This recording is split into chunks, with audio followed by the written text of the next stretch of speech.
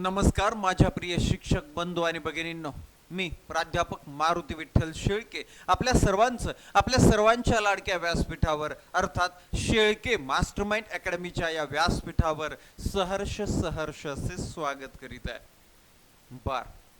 शिक्षक पात्रता परीक्षा म्हणजेच टीईटी 23 नोव्हेंबर 2025 रोजी पार पडली आणि त्या परीक्षेपासून आतापर्यंत मग परीक्षेची प्रक्रिया असेल, आलेल्या उत्तर सूची असेल, त्यावरील आक्षेप असतील, त्यानंतर आलेला अंतरिम निकाल असेल, हा सगळा वादामध्ये आहे, संदिग्ध आहे। आणि तो संदिग्ध कसा, तो वादामध्ये कसा आणि त्यावर आपली काय भूमिका असायला पाहिजे या संदर्भाचा हा छोटासा सारांश सांगणारा 5 ते 10 मिनिटाचा व्हिडिओ आहे। खरं तर मला माझ्या अनेक मित्रांनी सांगितलं, बाबा रे 5-6 लाख लोक टीईटी देतात आणि तो 5-6 हजार लोकांचं नुकसान होत असेल तर कशाला तिकडे लक्ष देतो। परंतु मी गेल्या 18 वर्षापासून शिक्षक भरती प्रक्रियेमध्ये काम करतो। हे काम करत असताना हे क्षेत्र आणि या क्षेत्रातील माझे सर्व शिक्षक शिक्षिका हे माझे अतिशय परम स्नेही आहेत आणि माझा विश्वास आहे की एखाद्या राज्याला, एखाद्या गावाला, देशाला, नव समस्त प्राणी मात्रांना, समस्त मानव प्रजातीला संस्काराच्या मूल्यांच्या द्वारे खरं आयुष्य जगण्याचं, देशाच्या विकासाचं सूत्र घालून देण्याचं काम शिक्षक करतात। दुसऱ्या बाजूला मी छत्रपती शिवाजी महाराज, छत्रपती संभाजी महाराज, राजमाता जिजाऊ, डॉक्टर बाबासाहेब आंबेडकर, महात्मा ज्योतिराव फुले, अण्णाभाऊ साठे, पुण्यश्लोक अहिल्यादेवी होळकर, राणी लक्ष्मीबाई अशा धीरोदात्त राष्ट्रपुरुषांच्या जीवनावर व्याख्याने करतो। आणि मग या राष्ट्रपुरुषांच्या जीवनाचा अभ्यास करत असताना अन्याय करणारा आणि अन्याय सहन करणारा दोन्ही चुकीचे हे शिकलोय आणि शिकवलंय। आणि म्हणून माझ्या डोळ्यात देखत ज्या क्षेत्रामध्ये मी 18 वर्षापासून काम करत आहे त्या क्षेत्रात एकाही व्यक्तीवर अन्याय होऊ नये, चुकीच्याला चुकीचं, बरोबरच्याला बरोबर, अशा रीतीने ही शिक्षक भरती पारदर्शक व्हावी आणि आगामी महाराष्ट्रातल्या प्रत्येक विद्यार्थ्याला चांगला शिक्षक, चांगल्या शिक्षिका मिळाव्यात, यासाठी परीक्षा परिषदेनं खऱ्या अर्थानं पारदर्शक काम करावं। आणि म्हणून यासाठी माझा छोटासा प्रयत्न, मग ते 4-5 हजार विद्यार्थ्यांसाठी असेल, नाही तर 4-5 विद्यार्थ्यांसाठी असेल, तो माझा असेलच। आणि आता या टीईटी 2025 मध्ये ज्या काही गोष्टी घडलेल्या आहेत त्या आता समोर येत चाललेल्या आहेत। त्यामध्ये पहिला महत्वाचा मुद्दा ही बातमी पहा, पुढारीनं उत्तराबाबत संदिग्धता असतानाही टीईटीचा अंतरिम निकाल। तुम्हाला माहिती आहे जी संदिग्धता आहे त्यावर आपण आक्षेप नोंदवले, संदर्भ पाठवले, मात्र त्यात काहीही बदल केला नाही। हजारो विद्यार्थ्यांना फटका, फेर पडताळणीची मागणी सगळ्या महाराष्ट्रातून होत आहे आणि ती रास्त आहे, ती खरी आहे। या इथं बातमीमध्ये प्रत्येक प्रश्नाचा क्रमांक दिला, इतका डिटेल मध्ये पेपरवाले पत्रकार जर देत असतील तर परीक्षा परिषदेला किती डिटेल माहिती असायला पाहिजे आणि किती काळजी घ्यायला पाहिजे। ओके, आता हे अनेक वेगवेगळ्या विद्यार्थ्यांचं, उमेदवारांचं वैयक्तिक अनुभव सुद्धा मांडलेले आहेत, ते तुम्हाला पुढे बातम्यांद्वारे देतोच। पुढची बातमी पहा, अगोदर ही बातमी पहा, टीईटी प्रश्नपत्रिका गोंधळ, 250 परीक्षार्थी अनुत्तीर्ण। हे मी अगोदरच सांगितलं होतं। काय झालं होतं की ज्या माध्यमाची, जे माध्यम निवडले त्या माध्यमाची प्रश्नपत्रिका आली नाही, प्रश्नपत्रिका दुसऱ्या माध्यमाची आली, उत्तर पत्रिका मूळ जे माध्यम निवडलं होतं त्याची आली। आता मला सांगा, प्रश्नपत्रिका एकाची, उत्तर पत्रिका दुसऱ्या माध्यमाची, आणि मग तपासली उत्तर पत्रिका ज्या माध्यमाचे त्या माध्यमानुसार तपासले जाणार, प्रश्न तेच पण क्रम वेगळे असणार आणि त्याच्यामुळे पास व्हायची शक्यता काय व कशी असणार आहे? अजिबात नाही।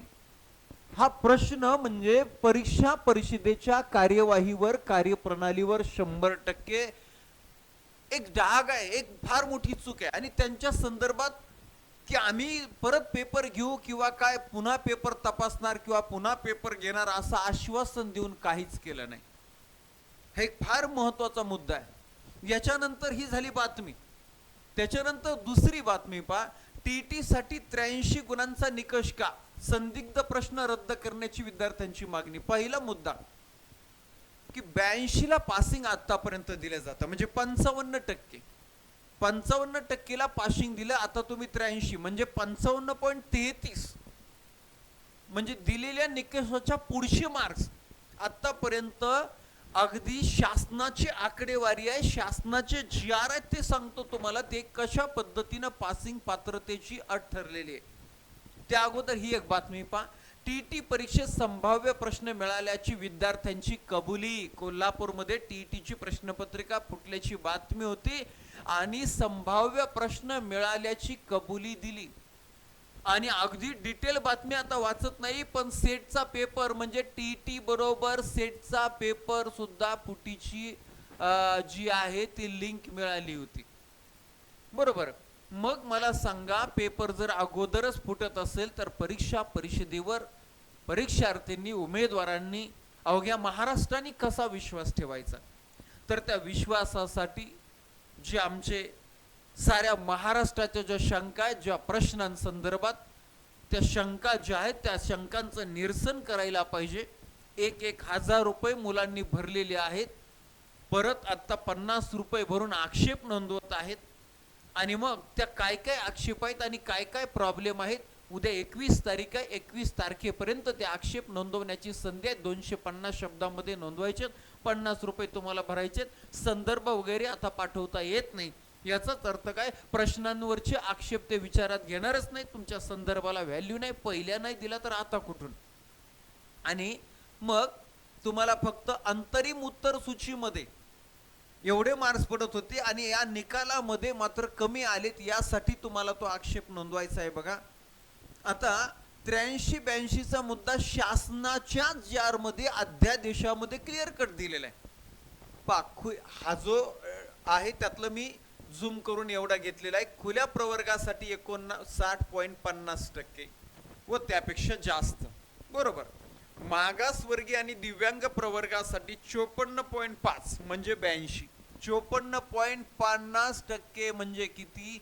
82 गुण जे आहेत ते 82 गुण धरले जातात किंवा त्यापेक्षा जास्त. तसेच माजी सैनिक, शहीद सैनिक पत्नी व त्यांचे कुटुंबियांना आरक्षण प्रवर्गासाठी 45.50% म्हणजे त्यांनी 55 दिले, 45 दिलेले, 44.50 किंवा त्यापेक्षा जास्त. इथं 82ला पासिंग, इथं शासनाच्याच अध्यादेशामध्ये, अधिसूचनामध्ये. आपण पदरचं सांगतच नाही. कितीतरी पुरावे. आता इथं पहा, 82 गुण मिळालेले. किती गुण मिळाले? प्राप्त गुण 82 आणि काय दिले? पात्रतेसाठी एलिजिबल दिले. बरोबर आहे का नाही? तर 54.67 होतात इथं आणि 54.50ला पासिंग आहे. म्हणून 82-83 हा बदललेला यावर्षीचा निकष हा चुकीचा आहे.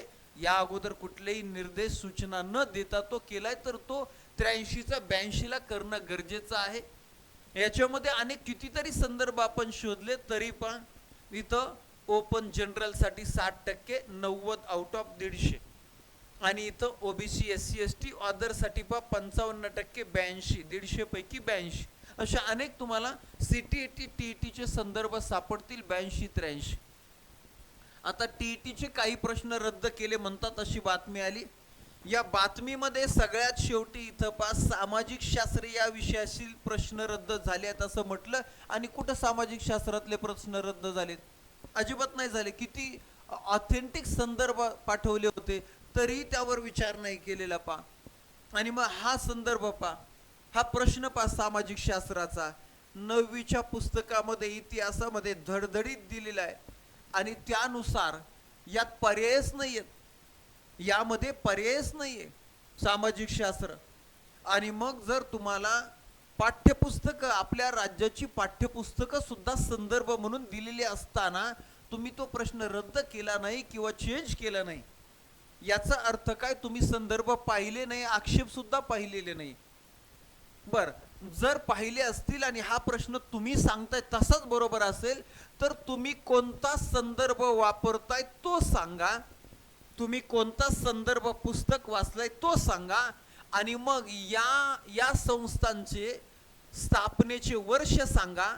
म्हणजे मग 9वीचे शिक्षक वर्गात शिकवत असताना शिक्षक पोरांना सांगतील 9वीचं पुस्तक चुकीचं आहे की बरोबर असं आहे. बरोबर आहे की नाही? कारण महाराष्ट्रातल्या सगळ्या 9वीच्या शिक्षकांना शिकवावं लागतंय आणि सर्व 9वीचे विद्यार्थी शिकत आहेत, बरोबर आहे की नाही? तर हा प्रश्न रद्द केलाच नाही. यावर अजूनही परीक्षा परिषदेला संधी आहे, काळजी घ्यायला पाहिजे. ब अ ड क असा पर्याय 65, 66, 67, 84 हे तुम्ही दिलेले आहे, बरोबर आहे नाही? आणि ब अ ड क पहा ना, ब अ ड क पर्याय आहे का याच्यामध्ये? पर्यायच नाहीये आणि त्याच्यामुळे हा प्रश्न रद्दच व्हायला पाहिजे होता. काय कुठल्या निकषानुसार ठेवलाय माहिती नाही. आता दुसरा मुद्दा विचारात घेऊया. हा प्रश्न, या प्रश्नाचं उत्तर जे आहे आपण त्यावर आक्षेप घेतला होता. ए बी सी कोडला बरोबर होतं, डी कोडला चुकीचं, आणि म्हणून हा प्रश्न त्यांनी काय केला, पुन्हा चेंज करून एका दिवसामध्ये याचे निकष बदलवले. बरोबर, इथपर्यंत. आता पुढे या, आता पुढे या. पहा काय, गणिताचा एक प्रश्न रद्द केला. गणिताचा प्रश्न का रद्द केला? तर मराठी मधून त्यांनी खरेदी किंमत दिली होती आणि इंग्लिश मधून जे आहे, इंग्लिश मधून सेलिंग प्राइस म्हणजे विक्री किंमत दिली होती म्हणून. मग इथं त्यांचा निकष असा होता की इंग्लिश, जर मराठी किंवा इतर माध्यमात काही गडबड असेल तर इंग्लिशचा पर्याय इंग्लिश विचारात घेतला जाईल. मात्र इथं इंग्लिश विचारात घेतलंच नाही, डायरेक्ट प्रश्न रद्द केला. बरोबर, पहा म्हणजे परीक्षा परिषदेने दुटप्पी भाषेबद्दलची भूमिका कशी घेतली पहा. हा प्रश्न रद्द केलाय, तो प्रश्न दाखवतो तुम्हाला. पहा, सेलिंग प्राइस आणि खरेदी किंमत, याच्यामुळे हा प्रश्न रद्द केला. ठीक आहे, काय अडचण नाही, चुकीले, प्रिंटिंग मिस्टेक होती, रद्द केला, ठीक आहे. मात्र आता पहा हा प्रश्न, की एका प्रश्नात याच्यामध्ये पहा सी संच आहे, प्रश्न क्रमांक 92, आणि त्याच्यामध्ये उर्दू माध्यमानुसार, उर्दू माध्यमानुसार त्यांनी उत्तर बरोबर दिलंय, इंग्लिश माध्यमानुसार नाही. म्हणजे इथं इंग्लिशला प्रायोरिटी नाही, इथं उर्दू माध्यमानुसार दिलंय. आणि पेपर सोडवणाऱ्यांनी जेव्हा पाहिलं, अरे उर्दूत वेगळं दिसतं इंग्लिशमध्ये, त्यांनी सांगितल्यानुसार इंग्लिशला प्रायोरिटी देऊन त्यानुसार उत्तर दिलं. आणि मग इंग्लिशनुसार एक उत्तर येतंय आणि उर्दूनुसार 3 उत्तर येतं. यांनी 3 उत्तर दिलंय. म्हणजे परीक्षा परिषदेने हा निकष सुद्धा वेगळा वापरलाय, मनानेच हा निकष वापरलाय. ओके, आणि त्याची सुद्धा PDF इथं तुम्हाला मी दाखवली, ते ही उर्दू इंग्लिश समोरासमोर आहे. चला, हा दुटप्पीपणा, हा वेगळेपणा. आता इथं त्यांनी पुरोपगामी हे उत्तर, खरं तर उत्तर काय आहे पहा, पुरोगामी उत्तर आहे. पुरोगामी उत्तर आहे, प म्हणजे प्रिंटिंग मिस्टेक आहे. मग इथं त्यांनी काय केलं, इथं त्यांनी इंग्लिशनुसार हे उत्तर बरोबर म्हणलं. आता अर्थात याच्यावर कुणाचाच विरोध नसल तरी पण ही प्रिंटिंग मिस्टेक आहे, कुणाचं दुमत नसेल की बरोबर आहे सर, पुरोगामी बरोबर आहे, इथं पुरोपगामी आहे आणि इंग्लिशनुसार. मग मागाच्या प्रश्नांमध्ये इंग्लिशनुसार का उत्तर दिले नाही? परीक्षा परिषदेने याचा विचार करावा. आपण 4-5 हजार शिक्षकांचं नुकसान करत आहोत, याच्यासाठी बदल करायला पाहिजे. याच्या पुढे आता हा जो प्रश्न आहे, इंग्लिश इथं अयोग्य जोडी दिली होती, मराठीमध्ये अयोग्य जोडी, इंग्लिशमध्ये चुकीची जोडी. मराठी माध्यम निवडणारा इंग्लिश वाचणार कशाला आहे ना? आम्हाला इंग्लिश जर कळत असती तर आम्ही मराठी माध्यम कशाला निवडलं असतं? किती विरोधाभास. तिकडे इंग्लिशमध्ये बरोबर जोडी लावा आणि इथं अयोग्य जोडी लावा. तर याच्याबद्दलही परीक्षा परिषदेने काहीच निर्णय घेतला नाही, काहीच चेंज केले नाही, काही सुधारणा केली नाही. बरोबर आहे. आणि म्हणते सामाजिक शास्त्रामध्ये बदल केला. याच्यानंतर हा प्रश्न पहा, मॅकडुगलच्या सहज प्रवृत्ती. मी गेल्या 18 वर्षापासून, जरी शिक्षक भरती होत नव्हती तरीही 2007 सालापासून 2008 ची DED-CET झाली, 2010 ची DED-CET झाली, 2008 सालीच मी बालमानसशास्त्र व अध्यापनशास्त्राचं पुस्तक प्रकाशित केलं होतं, लिहून प्रकाशित केलं होतं. आणि तेव्हापासून आत्तापर्यंत सलग आपल्या शिक्षक भरतीच्या बॅचेस, TETच्या बॅचेस सुरू आहेत, मी त्यावर काम करतोय. मला एवढंच सांगायचंय की या 14 सहज प्रवृत्तींसंदर्भातचा हा आत्मप्रतिष्ठेच्या प्रश्नाबद्दल जर तुम्ही कुठले संदर्भ, म्हणजे कोणत्या लेखकाचं पुस्तक तुम्ही संदर्भ म्हणून वापरताय ते तुम्ही सांगा, कोणत्या प्रकाशनाचं संदर्भ म्हणून वापरताय ते तुम्ही सांगा, ते आम्ही चेक करतो. जर तुमचं बरोबर असेल तर तुम्ही कुतूहल बरोबर दिले, तर हे कुतूहल कशी सहज प्रवृत्ती, जिज्ञासा कशी, हे तुम्ही स्पष्टीकरण द्यायला पाहिजे. यानंतर पुढे आम्ही ह्या सगळे त्याचे अनेक पुरावे दिले होते, अनेक संदर्भ त्याच्यामध्ये दिले होते. इंग्लिश असू नाही तर मराठी असू द्या, तोच प्रश्न इंग्लिश मधून घेतला, त्याचेही इंग्लिश मधले संदर्भ आपण दिले होते. बरोबर. हे आपल्या पुस्तकाची 9वी आवृत्ती आहे, ज्यामध्ये आपण 2008च्या डीएड सीटीतल्या जुन्या सिलेबस मधल्या घटकापासून 2025 पर्यंत 26 पर्यंतचे 25 पर्यंत सगळे नवे जुने सगळे टॉपिक, आतापर्यंत आलेले प्रश्न, त्यांचे विश्लेषण, हे सगळे यामध्ये दिले. मग एवढं काम करत असताना आम्ही हे सगळे मुद्दे वाचलेले आहेत. शेकडो म्हणजे किती संदर्भ पाहायला पाहिजे पहा. हे 11वीचं मानसशास्त्राचं पुस्तक, ही आपली 8वी आवृत्ती आहे मानसशास्त्राची, ही आपली बालमानसशास्त्र व अध्यापन शास्त्राची 9वी आवृत्ती आहे. मी फक्त मराठीचे संदर्भ दाखवतो तुम्हाला. संदर्भ किती आहेत पहा.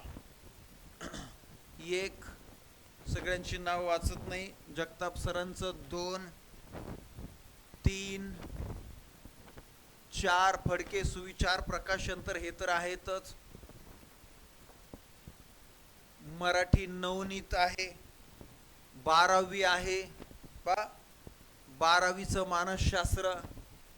त्याच्यानंतर किशोर चव्हाण सरांचं मानसशास्त्र आहे, यशवंतराव चव्हाण मुक्त विद्यापीठाचं बालमानसशास्त्र आहे.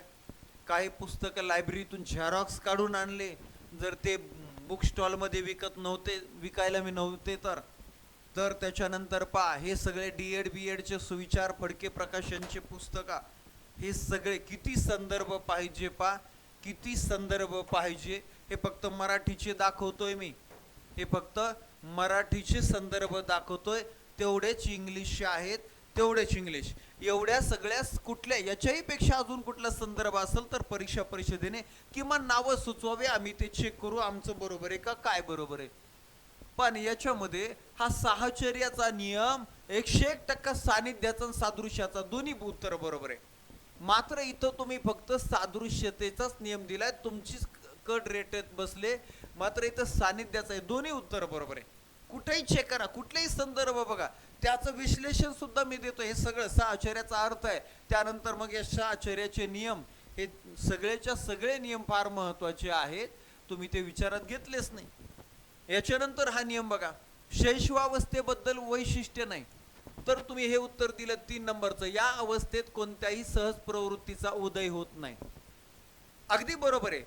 सहज प्रवृत्ती या जन्मजात असतात, जन्मजात असतात, हे बरोबर आहे. त्याच्यामुळे कोणत्याच अवस्थेमध्ये उदय होणार नाही, जन्माबरोबरच आलेले असतात. बरोबर आहे का नाही? म्हणजे हे उत्तर तुमचं बरोबर आहे. पण 4 नंबर पर्याय बघा ना, या अवस्थेत सांघिक खेळातूनच सामाजिक वर्तन प्रकाराचा पाया घातला जातो. तर हे वैशिष्ट्य कशाचं आहे माहितीये? हे वैशिष्ट्य किशोरावस्थेचं आहे, उत्तर बाल्यावस्थेचं आहे, हे शैशवावस्थेचं नाही. आत्मकेंद्रीय असणं, कृतक विश्वास असणं, हे शैशवावस्थेचं वैशिष्ट्य. म्हणजे 4 नंबर विधान सुद्धा उत्तर असू शकतं. याचाच अर्थ काय? 3 आणि 4 हे विधान उत्तर असायला पाहिजे, शैशवावस्थेचे वैशिष्ट्य नाहीयेत. म्हणजे या प्रश्न सुद्धा काहीही सुधारणा केलेली नाही, ते सुधारणा करायला पाहिजे, व्हायला पाहिजे. नसेल तर आम्ही कोणत्या पुस्तकामध्ये शेकडो, किती, एकही संदर्भ सापडला नाही, हिंदी नाही, मराठी नाही आणि इंग्लिश बी नाही, की या पुस्तकाचं या प्रश्नाला, या वैशिष्ट्याला आधार म्हणून एकही नाही. सगळेची सगळे हे 3 आणि 4 सांगतील. हे आपल्या पुस्तकाचे सगळे संदर्भ मी तर दिलेच होते. आपल्या पुस्तकाबरोबरच पहा अनेक पुस्तकांचे संदर्भ जोडलेले आहेत आपण. आता हा सुद्धा प्रश्न बघा, हा प्रश्न यावर तर अनेक कुणीच आक्षेप घेतला नाही, पण मी घेतला आक्षेप. डॅनियल गोलमन यांनी भावनिक बुद्धिमत्तेचे, डॅनियल गोलमन यांना भावनिक बुद्धिमत्तेचा जनक म्हणतात, पण जॉन मायर आणि पीटर सॉलिव्हे यांनी हे पैलू सांगितलेले आहेत. याचे पुरावे दाखवतो मी.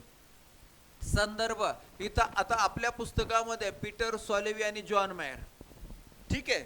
आता हे माझं बर, चला बा, मी काय असं माझ्या घरी संशोधन केलं नाही ना, अनेक संदर्भ पाहिलेले आहेत. इथं पहा, आता कोणाचं पुस्तक आहे? हा ना, जगताप सरांचं पुस्तक आहे, नित्य नूतन प्रकाशनचं. इथं पहा, भावनिक बुद्धिमत्तेत सॉल्व्ही व मेयर यांनी 5 मूलभूत सक्षमतांचा समावेश केला. आणि मग हे खाली सगळी यादी आहे त्याची.